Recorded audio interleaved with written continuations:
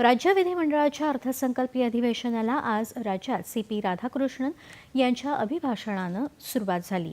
राज्य सरकार विविध योजनांमधून रोजगार उपलब्ध करून देण्याबरोबरच औद्योगिक विकासासाठी भरघोस गुंतवणूक करत आहे, असं राज्यपालांनी आपल्या अभिभाषणात सांगितलं।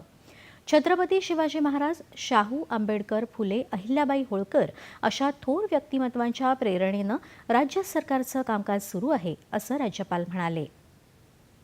माझे शासन राज्यातील जनतेची सेवा करताना राजमाता जिजाऊ छत्रपती शिवाजी महाराज, भारतरत्न डॉक्टर बाबासाहेब आंबेडकर, भगवान बिरसा मुंडा, महात्मा ज्योतिबा फुले, क्रांती ज्योती सावित्रीबाई फुले, पुण्यश्लोक अहिल्यादेवी होळकर, राजर्षी छत्रपती शाहू महाराज आणि इतर अनेक महान नेते व समाज सुधारक यांच्या उच्च आदर्शांचे सदैव पालन करील।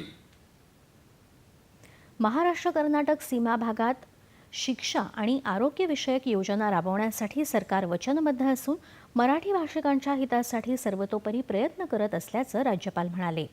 परदेशी थेट गुंतवणुकीत राज्य देशात आघाडीवर आहे। देशाच्या GDP मध्ये महाराष्ट्राचं योगदान 14% अधिक आहे। जानेवारी महिन्यात दावोस इथं झालेल्या जागतिक आर्थिक परिषदेमध्ये सरकारनं सुमारे 15,72,000 कोटी रुपये इतक्या गुंतवणुकीच्या सामंजस्य करारांवर स्वाक्षऱ्या केल्याचं त्यांनी सांगितलं। राज्यात औद्योगिक विकासासाठी जमीन उपलब्ध करून देण्याकरता राज्य सरकार कार्यरत आहे। औद्योगिक संस्थांसाठी सुमारे 10,000 एकर जमीन अधिसूचित करण्याचा निर्णय राज्य सरकारनं घेतला आहे। राज्यातल्या विविध उद्योगांना सुमारे 5,000 कोटी रुपये गुंतवणूक प्रोत्साहन अनुदान वितरित करण्याची योजना सरकारनं आखली आहे, असं ते म्हणाले। वस्त्रोद्योग क्षेत्रातही राज्य देशाचं नेतृत्व करत असून कारागिरांचं कौशल्य प्रशिक्षण आणि इतर सोयी सुविधा उपलब्ध करून देण्यासाठी निरनिराळ्या योजना सरकारनं आखल्या आहेत। त्या माध्यमातून मोठ्या प्रमाणावर गुंतवणूक आणि रोजगार निर्मिती होत आहे। रेशीम कोशांची खरेदी आणि विक्री करण्यासाठी जालना जिल्ह्यामध्ये खुली बाजारपेठ उभारण्यात आली आहे।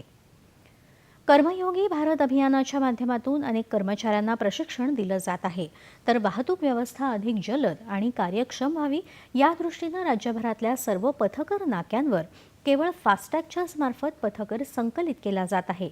राज्याच्या विकासासाठी शक्तीपीठ महामार्ग महत्त्वाचा असल्याचं त्यांनी सांगितलं। सर्वांना विश्वासात घेऊन हा द्रुतगती मार्ग पूर्ण करण्यात येईल। या प्रकल्पाचा अंदाजित खर्च 86,300 कोटी रुपये आहे, असं ते म्हणाले। सार्वजनिक बांधकाम विभागाअंतर्गत राज्यात 7,480 किलोमीटर लांबीचे सिमेंट काँक्रीटचे रस्ते बांधण्याचा निर्णय घेतला आहे।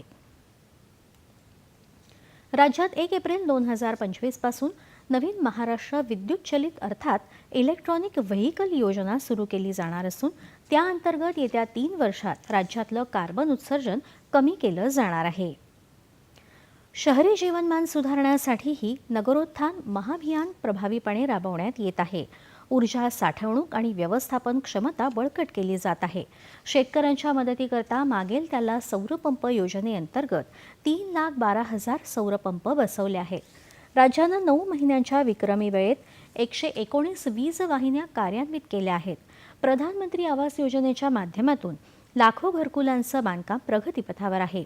महिलांकरता रोजगाराच्या संधी वाढवण्यासाठी अंगणवाडी सेविकांची सुमारे 18,000 रिक्त पदं भरण्याची भरती प्रक्रिया सुरू असल्याचं ते म्हणाले। याशिवाय राष्ट्रीय शैक्षणिक धोरणाची अंमलबजावणी, महाराष्ट्र सायबर सुरक्षा प्रकल्प, राष्ट्रीय आरोग्य अभियान मोठ्या प्रमाणावर राबवलं जात आहे। राज्यातल्या खेळाडूंची कामगिरी सुधारण्यासाठी राज्यस्तरावर क्रीडा उत्कृष्टता केंद्र स्थापन करण्यासाठी मिशन लक्षवेध ही नवीन योजना सुरू करण्यात आली आहे। तर संविधानाबाबत जागरूकता निर्माण करण्यासाठी हर घर संविधान हा कार्यक्रम सुरू केला आहे, असं ते म्हणाले। आपलं सरकार सर्वसमावेशक, प्रगतिशील, पुरोगामी आणि विकसित महाराष्ट्र घडवण्यासाठी काम करत आहे, अशी ग्वाही राज्यपालांनी दिली।